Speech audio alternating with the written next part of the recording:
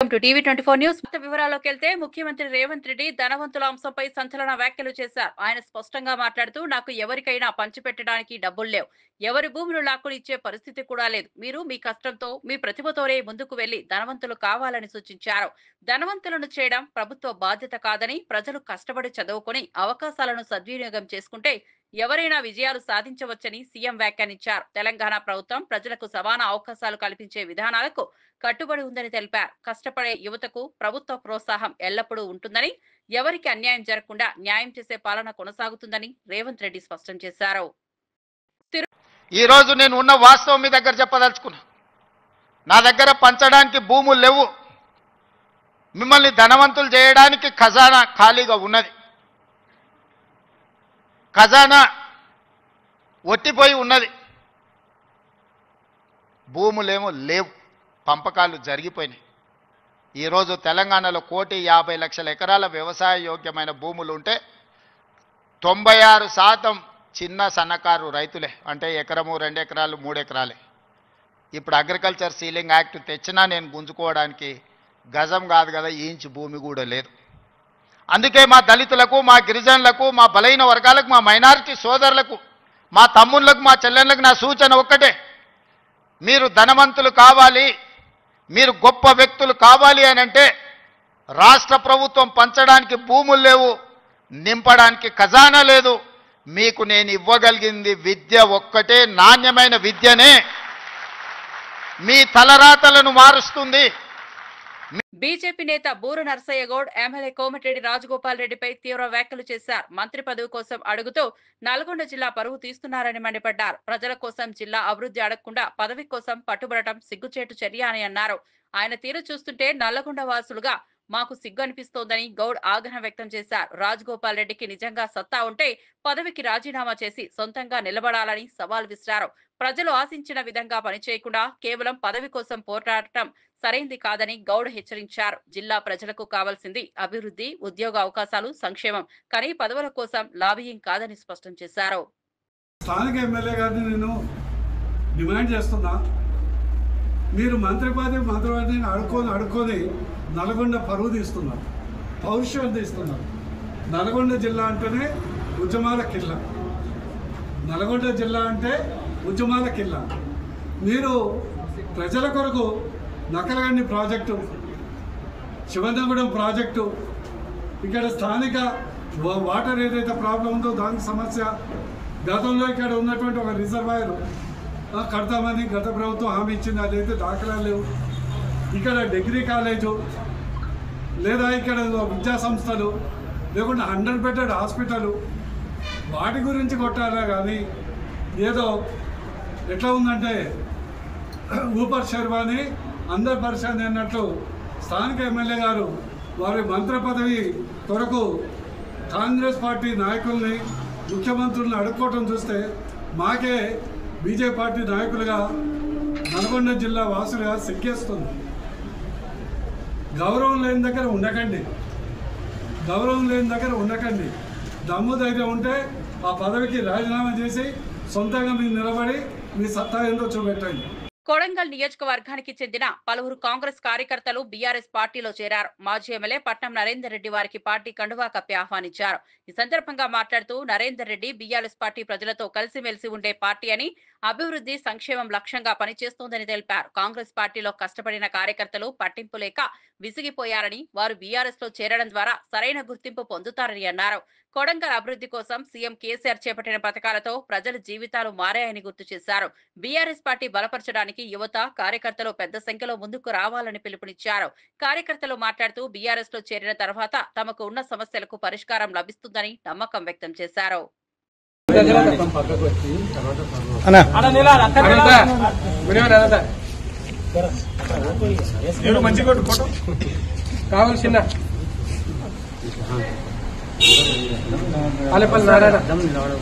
పాలేపల్లి నారాయణ, పిడుగు మల్లేష్, బోయిన్ అశోక్, బోయిన్ అశోక్, పాలేపల్లి హనుమంత్, పిడుగు రమేష్, ఇట్లా సురేష్, ఇట్లా రాజు, बाहर बाजूला आता निलाट वर्षा निलाट आलपल चंद्र भुवन वेंकट भुवन चंद्र నరేంద్రల గారి నాయకత్వం జై తెలంగాణ కేసీఆర్ గారి నాయకత్వం కేసీఆర్ గారి నాయకత్వం నరేంద్రల గారి నాయకత్వం జై Telangana TRS MLC Dasoju Shravan CM Revanth రెడ్డిపై తీవ్ర వ్యాఖ్యలు చేశారు. వైస్ ఛాన్సలర్ ను గౌరవించే మర్యాద రేవంత్ కు లేదా అని ప్రశ్నించారు. వాకిటి శ్రీహరిని ఏకవచనంలో సంబోధించడం రాచరిక పోకడలకు నిదర్శనమని విమర్శించారు. హానరబుల్ వైస్ ఛాన్సలర్ అని పలకడానికి అహంకారం అడ్డు అవుతుందా అని ప్రశ్నించారు. సహచర మంత్రులను గౌరవించే భావన కూడా రేవంత్ కు కనిపించడం లేదని ఆగ్రహం వ్యక్తం చేశారు. కుమార్ ను వైస్ ఛాన్సలర్ చేశారని చెప్పే రేవంత్ ఆయనను వ్యాపారంలో పాలేరు పని చేస్తున్నాడా అన్నట్లు తక్కువ చేసి మాట్లాడడం సరైంది కాదని దాసోజు శ్రవణ్ అన్నారు. రాష్ట్ర ముఖ్యమంత్రి పదవిలో ఉన్న వ్యక్తి ఇలాంటి ప్రవర్తన ప్రదర్శించడం బాధాకరమని వ్యాఖ్యానించారు. తెలంగాణలో ప్రజాస్వామ్య విలువలను కాపాడడానికి బాధ్యత వహించాల్సిన ముఖ్యమంత్రి వ్యవహారం ప్రజలను నిరాశపరుస్తోందని దుయ్యబట్టారు. ఛాన్సలర్ అంటే ఒకసారి ఒక వ్యక్తి వైస్ ఛాన్సలర్ అయితే there is a respect for them. వాళ్ళకు స్టేట్ క్యాబినెట్ మంత్రి కంటే కూడా ఎక్కువ గౌరవం ఉంటుంది. ఉపకులపతి హానరబుల్ వైస్ ఛాన్సలర్ అంటారు. మీరు మొత్తం ప్రసంగం వినండి మీరు దయచేసి. అంటే రేవంత్ రెడ్డి గారి ఫ్యూడలిజం ఏంది, రేవంత్ రెడ్డి గారి భూస్వామ్య మనస్తత్వం ఏంది, ఆధిపత్య మనస్తత్వం ఏంది అనేటువంటిది the way he was addressing the vice chancellor. నేను కుమార్ను వైస్ ఛాన్సలర్ చేసిన అంటాడు. కుమార్ ఏమైనా మీ ఊర్లో పాలేరా? Is a scholar, is a great scholar, internationally acclaimed scholar. నేను కుమార్ను నోరు తెరిచి ఒక్కసారన్నా గౌరవనీయ వైస్ ఛాన్సలర్ గారు అనలేదండి. నేను కుమార్ను చేసిన, కుమార్ని ఇది చేసిన, కుమార్ని అది చేసిన. ఇదేం భాష అండి? ఇది ఫ్యూడల్ లాంగ్వేజ్, ఇది భూస్వామ్య లాంగ్వేజ్, ఇది దొరల లాంగ్వేజ్, ఇది this is not a democratic language. ఇది ఆయన గిరిజన బిడ్డ కావచ్చు, but is a vice chancellor. మీ ఊరు పాలేరు కాదు, నీ నీ దగ్గర రైతు కూలీ కాదు, నీ కొడంగల్ వ్యాపార క్షేత్రంలో, వ్యవసాయ క్షేత్రంలో ఆయన అట్లాంటివి. శ్రీహరి ఎడమ బుజ్జు, శ్రీహరి మంత్రి గారు, నీ సహచర మంత్రి, క్యాబినెట్ మంత్రి శ్రీహరి గారు నా సహచర మంత్రి వర్యులు అనడానికే నీకు నోరు రావట్లేదు. మళ్ళీ నువ్వు నీ దొరరికం చూపెట్టుకుంటా మందిని దొరలు చదువుకొనియరు అది ఇదని సొల్లు మాట్లాడుతూ ఉంటుంది. You are not able to respect your own colleagues. ఒక యూనివర్సిటీ వైస్ ఛాన్సలర్ను గౌరవించే సంప్రదాయం తెలియదు నీకు, నీ తోటి మంత్రులను గౌరవించేటువంటి ఒక సంప్రదాయం తెలియదు నీకు. నువ్వు పెద్ద సంస్కర్త లెక్క యూనివర్సిటీకి పోయినావు, ఏం మాట్లాడినావో మీ ఆత్మవిమర్శ చేసుకోవాలని చెప్పి నేను రేవంత్ రెడ్డి గారిని కోరుతా ఉన్నా. ప్రపంచ ఫోటోగ్రఫీ దినోత్సవాన్ని పురస్కరించుకుని విజయవాడ జిల్లా కలెక్టరేట్ లో ఫోటో ప్రదర్శన ఏర్పాటు చేశారు. ఫోటోగ్రాఫర్లు, ఫోటో జర్నలిస్టులు తీసిన ఉత్తమ ఫోటోలతో ఈ ప్రదర్శన ఆకట్టుకుంది. విశ్రాంత ఐఏఎస్ అధికారి డి చక్రపాణితో కలిసి ఎన్టీఆర్ జిల్లా కలెక్టర్ లక్ష్మీషా ప్రదర్శనను సందర్శించారు. ఈ సందర్భంగా వివిధ రకాల కెమెరాలను ప్రదర్శనలో ఉంచగా అధికారులు వాటిని ఆసక్తిగా వీక్షించారు. ఉత్తమ ఫోటోగ్రాఫర్లకు పురస్కారాలు కూడా అందజేశారు. ఈ ఫోటోలు ఆనాటి జ్ఞాపకాలను కళ్ల ముందు సాక్షాత్కరించాయని విశ్రాంత ఐఏఎస్ అధికారి చక్రపాణి అభిప్రాయపడ్డారు.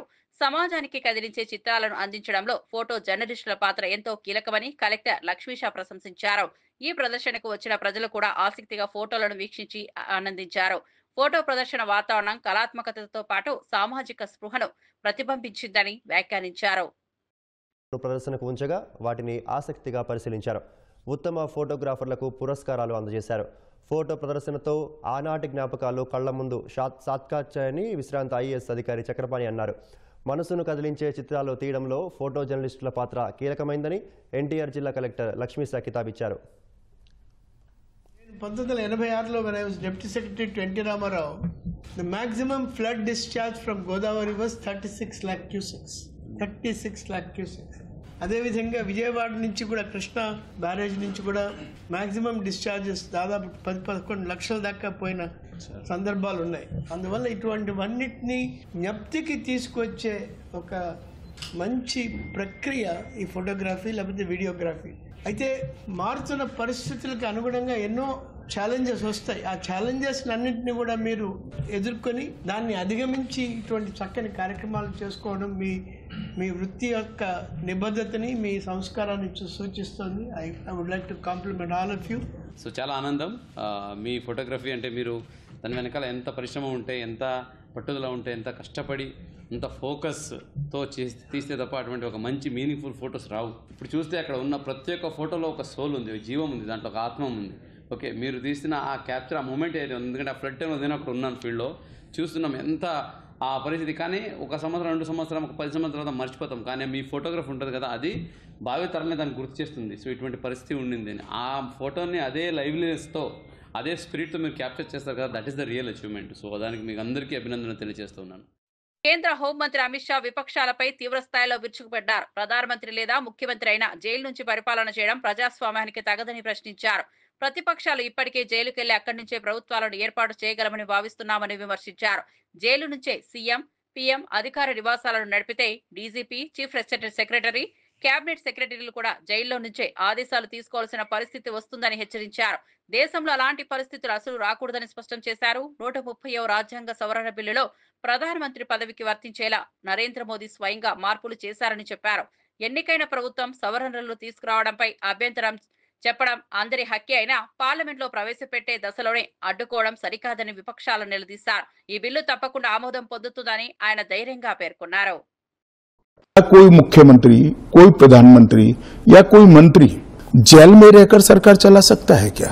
इस देश के लोकतंत्र के लिए शोभा रूप है क्या? कभी भी देश का प्रधानमंत्री जेल में जाए तो जेल से देश का प्रधानमंत्री सरकार चलाए वो ठीक मानती है क्या? देश का मुख्यमंत्री जेल में रहकर सरकार चलाए वो ठीक मानते हैं क्या?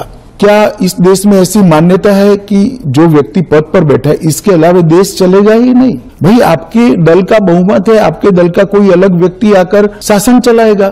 जब आपका बेल हो जाए आप जरूर चले जाइए वहां पर। और वो कांग्रेस के समय में प्रावधान हुआ है कि अगर 2 साल से ज्यादा सेशन कोर्ट्स में जेल होती है, 2 साल से ज्यादा समय के लिए कैद का ऑर्डर होता है, तो आपकी सदस्यता अपने आप समाप्त हो जाती है। రాష్ట్రాన్ని నిజమైన స్వచ్ఛందరగా తీర్చిదిద్దేందుకు ప్రభుత్వం కృషి చేస్తున్నట్లు పట్టణ అభివృద్ధి మంత్రి నారాయణ తెలిపారు. వచ్చే 3 ఏళ్లలో ప్రతి ఇంటికి స్వచ్ఛమైన త్రాగునీరు, గ్రామాలు, పట్టణాల్లో నాణ్యమైన రోడ్లు, డ్రైనేజీ వ్యవస్థ వంటి కనీస మౌలిక సదుపాయాలు కల్పిస్తామని హామీ ఇచ్చారు. తిరుపతి తుడా నగరపాలక సంస్థల అధికారులతో సమావేశం నిర్వహించిన మంత్రి నారాయణ పెండింగ్ లో ఉన్న పనుల పురోగతిపై సమీక్ష చేపట్టారు. తిరుపతిని మెగా సిటీగా మార్చేందుకు ప్రత్యేక ప్రణాళికలు రూపొందిస్తున్నామని తెలిపారు. వచ్చే జూన్ నాటికి తుడా టవర్స్ నిర్మాణాలను పూర్తి చేయాలని అధికారులు గుత్తేదారులను ఆదేశించారు. అలాగే పెండింగ్ లో ఉన్న టీడీఆర్ బాండ్ల సమస్యను త్వరలోనే పరిష్కరిస్తామని చెప్పారు. సెట్టిపల్లి ప్రజలు ఎదుర్కొంటున్న భూ సమస్యలపై కూడా తక్షణ చర్యలు తీసుకుంటామని హామీ ఇచ్చారు. రాష్ట్ర అభివృద్ధి కోసం ప్రభుత్వం సమగ్ర ప్రణాళికతో ముందుకు వెళ్తోందని మంత్రి నారాయణ స్పష్టం చేశారు. 2025 అక్టోబర్ 2వ తేదీకి 85 లక్షల లెగసీ చెత్తని తరలించాలంటే నిన్నటి వరకు 73 లక్షలు తరలించారు అధికారులు. రేపు అక్టోబర్ 2వ తేదీకి 85 లక్షలు పూర్తి చేస్తున్నాం. ఈ రోజు ఈ రాష్ట్రంలో దాదాపు 7,000 టన్నుల చెత్త ప్రతిరోజు వస్తుంది. మెజారిటీ కంట్రీస్ లో వేస్ట్ ఎనర్జీ ప్లాంట్స్ వాడుతున్నారు. వచ్చిన చెత్తను తీసుకుపోయి అక్కడ జనరల్ వేస్ట్ దాంట్లో వేస్తే దాంట్లో బర్న్ అయి ఎలక్ట్రిసిటీ ప్రొడ్యూస్ అవుతుంది. అటువంటి 2014-19లో నేను మంత్రిగా ఉన్నప్పుడు ఈ రాష్ట్రానికి ముఖ్యమంత్రి కాదు 10 ప్లాంట్లు అనౌన్స్ చేశారు, 10 శాంక్షన్ చేశారు. 10లో మేము ఉన్నప్పుడే గుంటూరు, విశాఖపట్నం అడ్వాన్స్ స్టేజ్ లో ఉంటే 2 కంప్లీట్ అయినాయి. మిగతా 8 గత ప్రభుత్వం వదిలేసింది. మళ్ళా ఈ ప్రభుత్వం రాగానే మరొక 6 టేకప్ చేస్తున్నాం. దానికి కాకినాడ, నెల్లూరు, కడప, అనంతపురం టెండర్లు అయిపోయినాయి 4. మరొక 2, ఒకటి తిరుపతిలోను, మరొకటి విజయవాడ. అవి 2 కూడా త్వరలో టేకప్ అవుతాయి. ఇలా ఈ రాష్ట్రాన్ని నిజమైన స్వచ్ఛాంధ్ర, స్వచ్ఛ భారత్ చేయడానికి ఈరోజు మున్సిపల్ శాఖ చేస్తుంది. జూన్ నెలాఖరాకి తుడా ఆఫీసుని 100% కంప్లీట్ చేయడం జరుగుతుంది. సింగనమల ఎమ్మెల్యే బండారు శ్రావణి మాజీ ఎమ్మెల్యే వైసీపీ ప్రభుత్వంపై తీవ్ర స్థాయిలో విరుచుకుపడ్డారు. అనంతపురం జిల్లా సింగనమలలో సూపర్ హిట్ కార్యక్రమంలో పాల్గొని మహిళలతో కలిసి స్త్రీ శక్తి విజయోత్సవ సభను నిర్వహించారు. అంబేద్కర్ విగ్రహానికి పూలమాలలు వేసి నివాళులు అర్పించిన అనంతరం మహిళలతో బస్సులో ప్రయాణించారు. ఈ సందర్భంగా మాట్లాడిన శ్రావణి గత వైసీపీ ప్రభుత్వం ఇచ్చిన హామీలు పేపర్లకే పరిమితం అయిపోయాయని, ఒక్క హామీ కూడా అమలు కాలేదని ధ్వజమెత్తారు. సింగనమల అభివృద్ధి కోసం ఏ చర్యలు తీసుకోకపోగా పొట్లూరు, ఎల్లనూరు మండలాల్లో కక్షపూరిత రాజకీయాలు నడిపి ఫ్యాషన్ రాజకీయాలను రెచ్చగొట్టుతున్నారని మండిపడ్డారు. మహిళల శ్రేయస్సు, సమాజ అభివృద్ధి కోసం టీడీపీ ప్రభుత్వం కృషి చేస్తోందని, ఇకపై సింగనమలలో అభివృద్ధి పనులు వేగవంతం అవుతాయని హామీ ఇచ్చారు. ఆర్థిక స్వతంత్రాన్ని కలిగించేందుకు కూటమి ప్రభుత్వం మహిళలందరికీ కూడా పథకాలని అందజేస్తూ వాళ్ళ అభ్యున్నత కోసం పాటుపడి ముందుకు వెళ్తా ఉంది. వైఎస్ఆర్సీపీ ప్రభుత్వం గత 5 సంవత్సరాల్లో కేవలం పథకాలన్నింటినీ కూడా పేపర్ రూపంలోనే మనం చూసాం. ఏవి కూడా అమలు పరిచే విధంగా కూడా వాళ్ళు పని చేయలేదు. కక్షపూరిత రాజకీయాలు చేశారు, వర్గాలు పెట్టారు. ముఖ్యంగా సింగనమల నియోజకవర్గంలో పుట్లూరు, ఎల్లనూరు ఉన్నటువంటి మండలాల్లో కూడా ఫ్యాక్షన్ ని ప్రేరేపించి ఎన్నో దౌర్జన్యాలు చేసిన సంగతి మనం చూసాం. కానీ కూటమి ప్రభుత్వం ఈ రోజు రైతన్నలకి నీళ్ళు ఇస్తే ప్రతి కుటుంబం బాగుంటుంది, ప్రతి మండలం బాగుంటుందని ఈ రోజు మనము హెచ్ఎల్సి వాటర్ ద్వారా కూడా 150 రోజులు కూడా రైతులకి నీళ్లు అందించి ఒక పంట పెట్టుకోవడమే కష్టంగా ఉండే ప్రాంతాల్లో ఈ రోజు 2 పంటలు కూడా పెట్టుకొని ఈ రోజు రైతులు కూడా చాలా సుభిక్షంగా సంతోషంగా ఉన్నారు. టీటీడీ పవిత్రతను భ్రష్టు పట్టిస్తున్నారని ఏపీ బ్రాహ్మణ కార్పొరేషన్ చైర్మన్ బుచ్చి రాంప్రసాద్ ఆరోపించారు. మీడియా సమావేశంలో మాట్లాడుతూ టీటీడీని కంకణం కట్టుకుని రక్షించాల్సిన భూమన స్వయంగా దాని పవిత్రతను దెబ్బతీస్తున్నారని తీవ్రంగా విమర్శించారు. శ్రీవారి ఆలయ ప్రతిష్టను కాపాడడంలో నిర్లక్ష్యం ప్రదర్శిస్తున్నారని ఆరోపించారు. భక్తుల విశ్వాసాన్ని దెబ్బతీయడం ఎవరికీ సమంజసం కాదని హెచ్చరించారు. కోట్లాది హిందువుల ఆరాధ్య దైవమైన శ్రీవారిని రాజకీయ ప్రయోజనాల కోసం వాడుకోవడం ఆపాలని డిమాండ్ చేశారు. టీటీడీ నిర్వహణలో పారదర్శకత అవసరమని, స్వామివారి ఆస్తులు, భూముల విషయంలో తీసుకునే నిర్ణయాలు భక్తుల విశ్వాసానికి భంగం కలిగించకూడదని సూచించారు. పవిత్రమైన ఆలయ వ్యవహారాల్లో తప్పిదాలు జరుగుతాయనే భావన కలిగితే భక్తుల్లో అసంతృప్తి పెరుగుతుందని చెప్పారు. భూముల వైఖరి కొనసాగితే భక్తులు పెద్ద ఎత్తున ఆందోళన చేస్తారని హెచ్చరించారు. తెలుసుకోవాలి, ఒకటి ఇది గత ప్రభుత్వం అంటే జగన్మోహన్ రెడ్డి గారు 2021లో ఓబ్రాయ్ హోటల్కి 25 ఎకరాలు కేటాయించారు. అది ఎక్కడంటే మీరు అలిపిరికి చర్లంపల్లి అనే 2 ఊళ్ళ మధ్యలో, అలిపిరి నుంచి చర్లంపల్లి రోడ్డు వెళ్తూ ఉంటుందండి. రోడ్డుకి పడమర పక్క, దక్షిణం పక్క ఉంటాయి. పడమర పక్క వీళ్ళు కేటాయించారు. ఆ పడమర పక్క ఏమేమి ఉన్నాయంటే ఒక మన జూ ఉంటుంది, తర్వాత ఫారెస్ట్ ల్యాండ్, ఇటు పక్క టీటీడీ ల్యాండ్. అంటే రోడ్డుకి పడమట పక్క ఇదిగోండి, రోడ్డుకి పడమట పక్క మీకు చూపెడుతున్నాం. ఇటు పక్క అంతా టీటీడీ ల్యాండ్ ఉంటుంది, ఫారెస్ట్ ల్యాండ్ ఉంటుంది. ఇక్కడ ఒకటి జూ ఉంటుంది, ఇంకేమీ ఉండవు. అక్కడ ఈ సెంటర్లో 25 ఎకరాలు ఓబ్రాయ్ హోటల్ తాజ్ గ్రూప్కి కేటాయించింది వైసీపీ ప్రభుత్వం.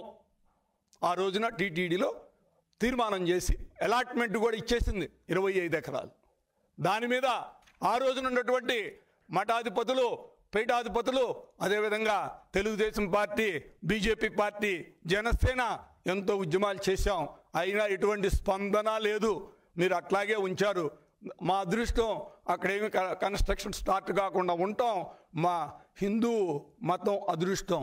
ఇవాళ చంద్రబాబు నాయుడు గారు అధికారంలోకి వచ్చిన తర్వాత, కూటమి ప్రభుత్వం వచ్చిన తర్వాత నిన్న మేం చేసింది ఏంటంటే టీటీడీ వాళ్ళు ఒక తీర్మానం చేశారు.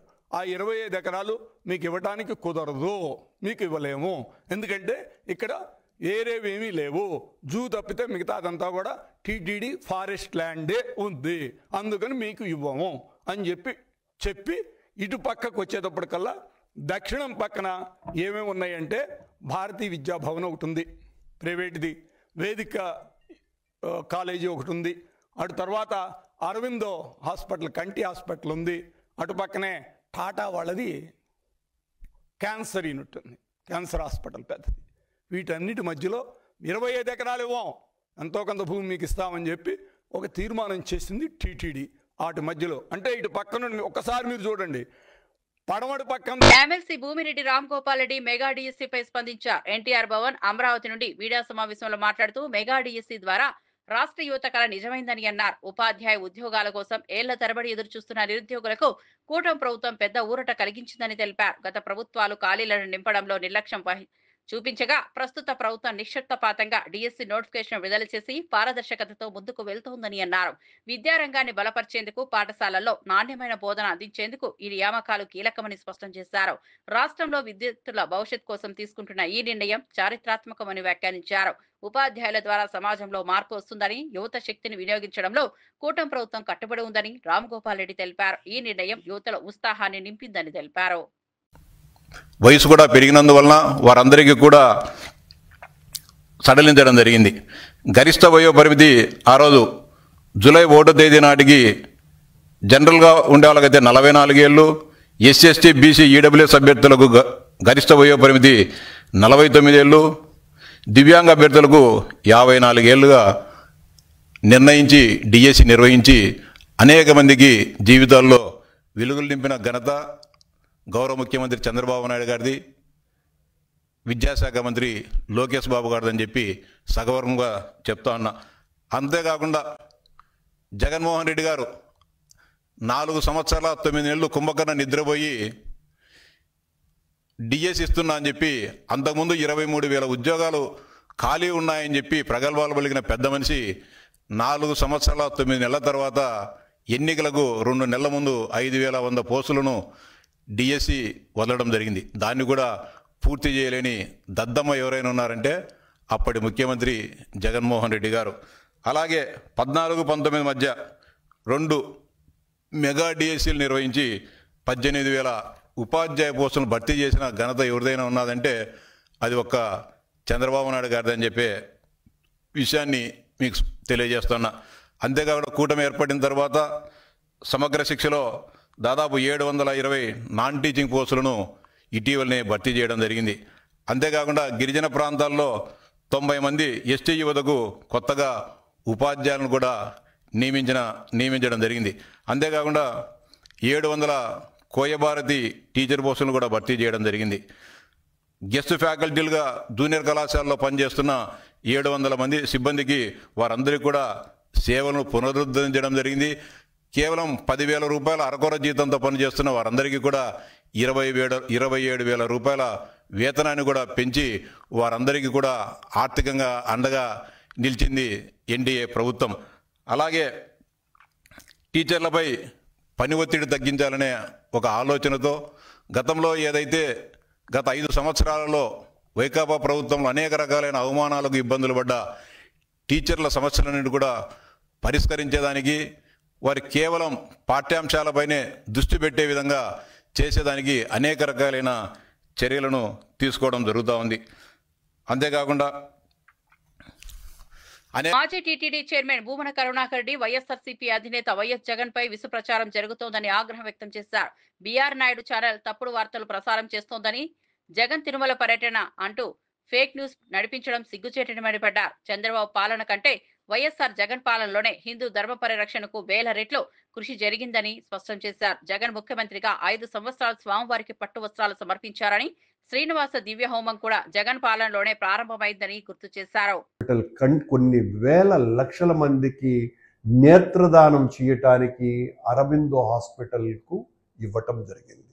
అక్కడ వెంకటేశ్వర స్వామి టాటా ఇన్స్టిట్యూట్ ఒక క్యాన్సర్ బాధితులకు, ప్రపంచవ్యాప్తంగా క్యాన్సర్ బారిన పడేటువంటి రోగులు వెంకటేశ్వర స్వామి క్షేత్రానికి వస్తే వాళ్లకు భగవంతుని యొక్క ఆశీస్సులు మెండుగా ఉండే విధంగా అక్కడ క్యాన్సర్ హాస్పిటల్ని కట్టడం జరుగుతున్నది. అలాగే 10 సంవత్సరాలుగా రాయలసీమకంతా కూడా తలమానికంగా ఉన్నటువంటి ఒక అత్యున్నతమైనటువంటి వైద్యాలయం, అలాగే హాస్పిటల్, రుయా హాస్పిటల్, ఇవన్నీ కూడా భగవంతుని ఆశీస్సులతో నడుస్తున్నటువంటి సంస్థలు. అలాగే అక్కడ భారతీయ విద్యాభవన్ కొన్ని వేల మంది విద్యార్థులకు ఉన్నతోన్నతమైనటువంటి ప్రమాణాలతో అక్కడ పాఠాలు చెప్పేటువంటి పరిస్థితి. ఇవన్నీ కూడా టీటీడీనే తన భగవంతుని ఆశీస్సులు వీళ్ళకందరికీ ఉండాలా అని తీసుకొని వాళ్లకు అనుమతి ఇచ్చినటువంటిది. మరి ఇప్పుడు ఒబరాయ్ హాస్పిటల్కి కూడా చంద్రబాబు నాయుడు గారు, బొల్లినాయుడు గారి యొక్క సహకారంతో భగవంతుడు అక్కడ మటన్ స్టాల్ పెట్టుకొని రోజు తండూరి చికెన్ను, మటన్ కబాబు తినేటువంటి హోటల్ని నిర్మించమని చెప్పినారా అన్నటువంటిది నా ప్రశ్న. దీనికి సమాధానం ఇవ్వకుండా నా వాక్యాలు చాలా సరైనటువంటివి కావు అని ఈ రోజున ఏదైతే బొలినేని నాయుడు గారు ఇచ్చినటువంటి ఈ ప్రజా సంబంధాల అధికారి టీటీడీ ద్వారా ఇచ్చినటువంటి ఈ ప్రకటన, నేను అధికారులు అయితే ఇలా ఇవ్వరు, నాకు చాలా బాగా తెలుసు, టీటీడీతో నాకు చాలా సన్నిహిత సంబంధాలు ఉన్నాయి కాబట్టి, ఇది పూర్తిగా రాజకీయ ప్రేరేపితమైనటువంటి ప్రకటన కాబట్టి దీని ద్వారా చర్చ మరింత ముందుకు పోతున్నది. అదేందిరా అంటే, నేను గౌరవనీయ ముఖ్యమంత్రి చంద్రబాబు నాయుడు గారికి తిరుమల తిరుపతి దేవస్థానాల పవిత్రతను నాకంటే ఎవరు కాపాడరు అని ప్రకటించుకొని వచ్చిన ప్రవక్త బొల్లినేని నాయుడు గారికి నేను చెప్తున్నటువంటిది ఏంటంటే, ఉత్తరం వైపున మీరు చెబుతున్న ఆ అత్యంత పవిత్రమైనటువంటి ప్రదేశంలో ఇంకా టూరిజం వాళ్ళ ప్రాంతీయ కార్యాలయానికి అక్కడ వాళ్ళు ఒక హోటల్ మేనేజ్మెంట్ను నడపటానికి అక్కడ కార్యాలయం ఉన్నది, హోటల్ మేనేజ్మెంట్ కళాశాల ఉన్నది. దానికి చంద్రబాబు నాయుడు గారు 50 ఎకరాల స్థలాన్ని ఆయన గతంలో ముఖ్యమంత్రిగా ఉన్నప్పుడు ఇచ్చినారు. వెంటనే దాన్ని ఖాళీ చేయించి ఆ పవిత్రతను కాపాడవలసిందిగా డిమాండ్ చేస్తున్నాం. ఇమీడియట్ గా జరగాల్సిన విషయం అక్కడ. అలాగే చంద్రబాబు నాయుడు గారు ముఖ్యమంత్రిగా ఉన్నప్పుడే మరింత చేరువ. ఖమ్మం జిల్లా పెనుపల్లి మండలం విఎం బంజర్లో గ్రామంలో ఘోర సంఘటన చోటు చేసుకుంది. గంగారం అనే వ్యక్తిపై అతని భార్య దాడికి పాల్పడింది. ప్రతిరోజు తాగి ఇంటికి వస్తున్నాడని ఆగ్రహించిన భార్య దయ్యం పట్టిందని నమ్మబలికి దారుణానికి పాల్పడింది. నోట్లో గుడ్డలు కుక్కి ఇనుపరాడ్లతో చితకబారింది. గాయాల పాలైన గంగారం తీవ్రంగా రక్తస్రావం కావడంతో బంధువులు అతన్ని వెంటనే ఆసుపత్రికి తరలించారు. ఈ ఘటన గ్రామంలో కలకలం రేపింది. భర్తను ఇంత క్రూరంగా కొట్టడం పట్ల గ్రామస్తులు ఆగ్రహం వ్యక్తం చేశారు. గంగారం ప్రాణాపాయం నుంచి బయటపడ్డాడా లేదా అన్న ఆందోళనలో కుటుంబ సభ్యులు నెలకొందాయి. మద్యం అలవాటుతో కుటుంబంలో తరచూ కలహాలు జరుగుతున్నాయని పొరుగువారు తెలిపారు. భార్య ప్రవర్తనపై పోలీసులు దర్యాప్తు ప్రారంభించారు. నేను సంవత్సరం తర్వాత వచ్చాను. వస్తే డబ్బులు కావాలి అది ఇది అని అంటే, డబ్బులు ఇప్పుడు నా దగ్గర లేవులే, మరి తర్వాత చూద్దామని నేను అన్నా. అంటే నోట్లో ఇక కొద్దిగా తీసుకున్నా, అబద్ధం ఎందుకు ఎంత తీసుకున్నా, నోట్లో గుడ్డలు పెట్టి కర్రలు తీసుకొని తుక్కు కొట్టింది సారు. దెబ్బలు తగిలిన చోట్లేదు, తుక్కు కొట్టింది. చచ్చిపోతాను నేను. ఇవన్నీ పలిగిపోయినాయి, ఇరిగిపోయినాయి, బొక్కలు 4 బొక్కలు ఇరిగిపోయినాయి. ఇద్దరు పిల్లగాడు కూడా కొట్టిండు, కాకపోతే పిల్లగాడు తక్కువ. అది తీసుకొని కొట్టింది, పడేసి తుక్కు కొట్టింది సారు. చచ్చిపోతా నేను. దండం పెడతా, మీరు ఏదన్నా ఒకటి చేయండి. ఈ దెబ్బలు ఇట్లా చిన్న చిన్న విషయాలకి గొడవ పెట్టుకొని ఇది దగ్గుతే నరం పెట్టేస్తుంది. శ్రీ వెంకటేశ్వర స్వామిని పలువురు ప్రముఖులు దర్శించుకున్నారు. ఉదయం వీఐపీ బ్రేక్ దర్శన సమయంలో ఏపీ మంత్రి నారాయణ, ఒంగోలు ఎంపీ మాగుంట శ్రీనివాసులరెడ్డి, మెదక్ ఎంపీ రఘునందన్ రావు, సినీ నటుడు చిరంజీవి సోదరి మాధవిరావు స్వామివారిని దర్శించుకున్నారు. శ్రీవారి సేవలో పాల్గొన్న ఈ ప్రముఖులు కుటుంబ సమేతంగా ప్రార్థనలు చేశారు. ఆలయ అధికారులు వీరికి తీర్థ ప్రసాదాలు అందజేశారు. తిరుమలలో భక్తుల రద్దీ కొనసాగుతున్నా అధికారులు సక్రమైన ఏర్పాట్లు చేసి భక్తులకు సౌకర్యాలు కల్పిస్తున్నారు. ప్రముఖుల దర్శనంతో పాటు వేలాది మంది భక్తులు స్వామివారిని దర్శించుకుని ఆధ్యాత్మిక ఆనందాన్ని పొందారు. తిరుమలలో వాతావరణం భక్తరసభరితంగా మారింది. రాష్ట్రంలోని ప్రముఖులు తరచూ స్వామివారిని దర్శించుకోవడం సంప్రదాయంగా కొనసాగుతుండగా దర్శనానికి వచ్చిన నేతల పట్ల భక్తులు ఆసక్తి చూపారు.